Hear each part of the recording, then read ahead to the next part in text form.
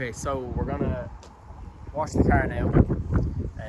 I don't think we're gonna film the washing part because everyone's seen a car being washed 110 times, but we will film it in slow-mo and fast forward. Yeah, in a time lapse or something, and then we'll film the polishing. Now, neither of us have polished a car before, so this will either go really well or really bad. So let's just hope we don't strip the paint, and then I think we'll be alright.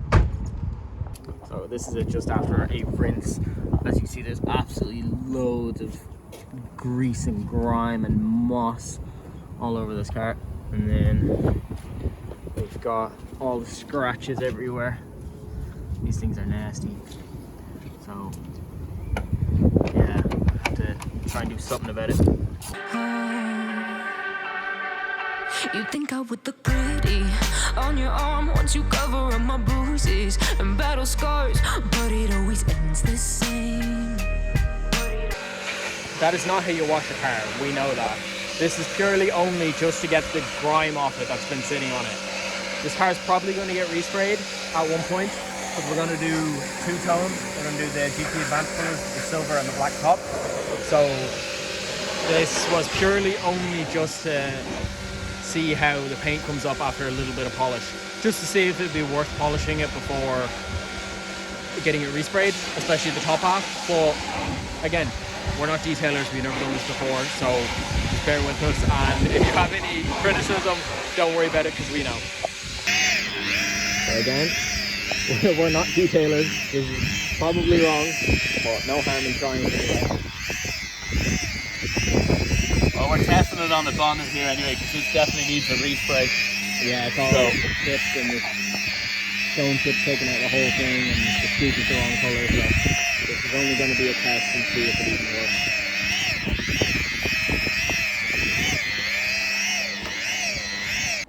So you'll see now there's a few. This is our first time ever polishing car, and as we said, this bonnet is going to have to be resprayed anyway, so this is purely just experimental. You can so this is what it did look like, super gross and grimy and just nasty. And then some of the nicer parts are like this, where the metallic paint has started to come through. You can see where we burnt it here a little bit, but it didn't burn through properly, so we reckon that'll polish out with a proper 3M. But you can see here, like, that's coming along nicely. You can see my reflection. Yeah, it's like a mirror. So we're getting there. Yeah, like down here we did a pretty nasty job on it, but look, we're learning. This bonnet is a test piece, the whole thing, so we can try out different products and different polishers and all that kind of stuff, and just find out what works for us before we have a crack at the rest of the car, because most of the car's panels are pretty decent.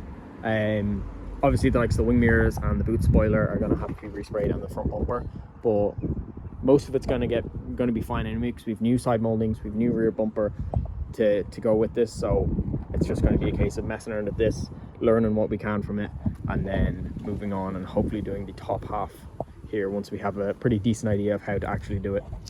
Can I just say as well, like, if you look down, give us a shot at the side of this car, Jack. No, from the front there. Like, this car is so straight. Like, the only dent that is super obvious is this one up here. This little dent up there. But like, overall, it's a good straight car. Now, we might end up paying somebody to buff this for us, the rest of it, because we don't want to fuck it up. But the bonnet's our test piece. If we can do that properly, we're going to do that, and if we can't get the bonnet right, we'll get it resprayed anyway, and we'll get someone else to buff the whole car. But I reckon it's definitely savable, that paint. Right, so we've tried the polishing. No success. No success. Well, I wouldn't say no success. We gave it a go. We learned a couple of things pretty fast. This compound we got is not correct, so we used this one. It is not cutting deep enough, and it's not thick enough. We probably need like a 3M product, I'd say, to get through the grime that's on this car. Right, so we've come to a friend of ours who has a massive collection of Starlets and all old Toyotas and stuff.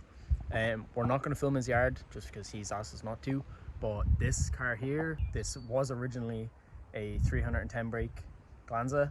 It is now an empty shell on some Honda wheels, So yeah, we're stripping out some bits that we need, setting nice black Celica seats and ECU out of it. We're gonna take some rear axles, a few little random bits like steering wheel and some wires and stuff that we need for our builds. But yeah, we're gonna have, I don't know, just keep you updated on what we're doing and how it's going along.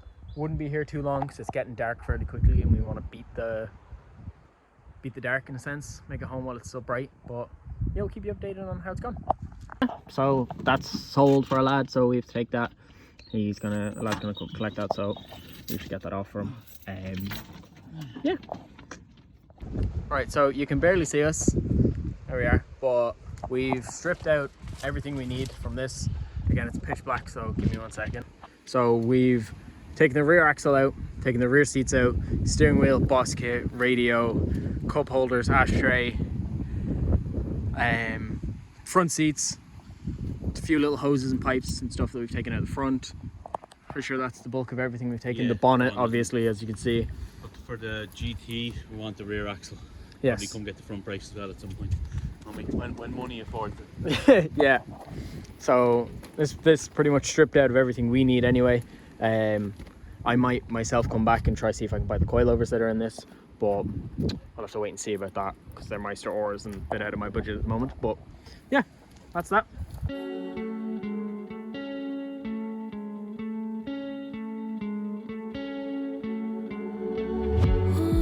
Seems to circle the other. As you go, you remain a stranger to me, to you. But our pieces left uncovered. I'm thinking about 4-leaf clovers. I've got composure, silver coin. You hold me, turn me over right now, but expect to forget about it. Watch as the breeze burns gold and smoke that you've stolen. Feels like it's my fortune that you're folding.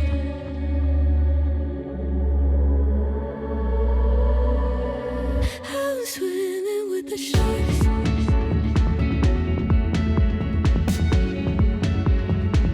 I'm swimming with the sharks.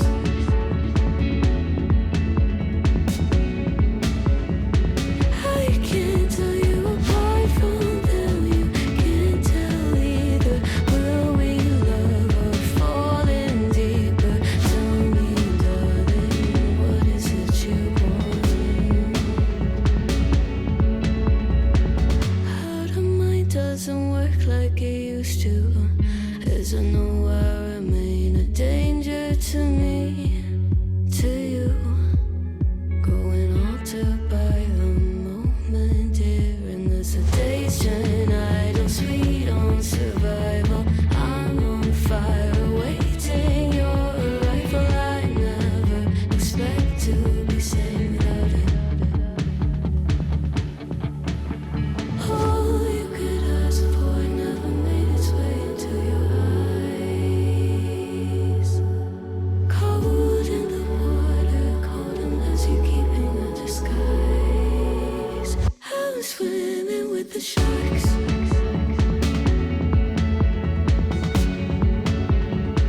I'm swimming with the sharks.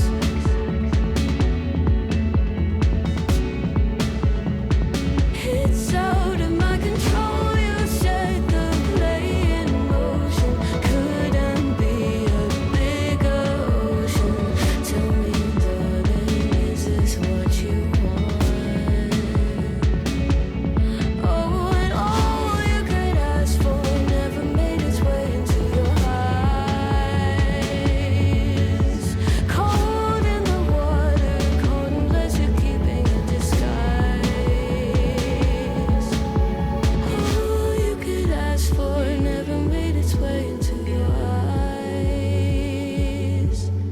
So very clever, leaving me to wonder what you hide. Okay guys, so if you have just watched the video of the time lapse of me taking the dash out, I'm sure you've loads of questions about where the connectors are. So just to quickly go through from left to right where all the connectors are that you have to disconnect. So there is 1, 2, 3 and 4, bottom left passenger side. There's one here at the airbox. There's 2 there. There's one hiding in here. That one took me a while to find. There's the stereo one there. This stays on, just leave it in there. There is 1, 2, 3 and 4 on the driver's side. There is these from the fuse panel that sits up underneath here. They come out of the bottom of the fuse panel, or the fuse board. And I think that's it. So screws, where's the screws? Okay, oh, you've also got these 2 connections, sorry, excuse me. Screws come out of, there's one here, there is one here, there is 2 there at the bottom. So here and on the other side, like I said, there is one here, and there is the same on this side here and here. I remember when you're putting your dash back in, you have to put the earths back on that, but I'll do a video of the dash going back in for anybody who wants to see it. Look, there's tools to disconnect these. I didn't have any, I used a flathead screwdriver. Is it ideal? No, because you can damage the connections. But I'm fairly confident that I didn't damage any of them. So look, just take your time. It's not a difficult job. There's probably only, 8 screws, and then you need to take your steering wheel off, you kind of hoosh it over. This was broken already on this guy, so that's why I didn't mind absolutely attacking it. Normally I would take more care, but this is all coming off this car. I have another one. The key doesn't work on this, and that's broken. So I have a spare one of them with a key in it, so that's the job. Okay, so I'm pulling the loom through from the interior here to the exterior so I can get the loom that I need to repair out, because it's all connected to the fuse board. So these 2 connections here are clipped on here, so I've just clipped them off. I'm going to disconnect this here, okay, and then hopefully I'll be able to pull that through. It should just pull right down there, fingers crossed. If not, I'll have to take these 2 boxes out, which I don't want to do, to be honest, because they're perfectly fine, they're working, and all these electrics are fine. I don't need to mess with any of this. I'm happy with it, so if I can get it out without doing that, all the better. Fingers crossed. Say a prayer for me.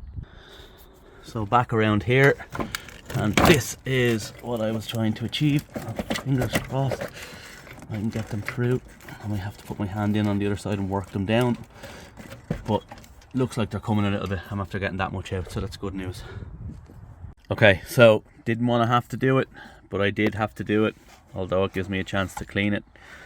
I had to take that out. I didn't disconnect any of the cables. I left them on it because I'm going to put them back on. I suppose with the aircon disconnected, it gives me a chance to maybe fix it up a little bit. But there they are there now, so it's as simple as pushing them through there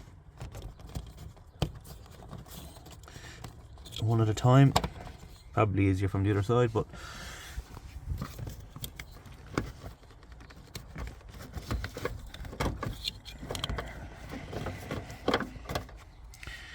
okay. Yeah, so that was it. That out of everything I've done today, taking out the dash, taking out the loom from under the bonnet, disconnecting the looms from the engine loom, this was the biggest pain in the backside. I didn't record it. YouTube doesn't like that sort of language, and it was colourful, let me tell you. It's only 1, 2, 3, 4 and 5 bolts. Maybe there's a 6th one down here somewhere. It's not that much. They're not that many bolts, but my god, it's difficult. It was really stuck in there, so I might see about fixing the heater matrix while it's out. as I know that they give problems and they leak, so that's something I could tick off a box for that and get it done now, but we'll see what happens. Okay guys, so as you just seen, I just pushed these through from here, so that's them, and that is the loom out.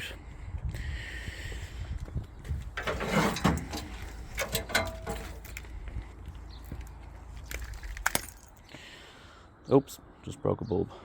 But that's it. That is the loom. The engine loom is still on the engine and going inside there to the car, which I will remove as well, but I'll wait till I'm doing the engine because I want to label everything. I want to label all of these as I take them off. Even though this loom is no use, I still want to make sure I try to keep it as intact as possible for the sake of making my life easier putting it back in.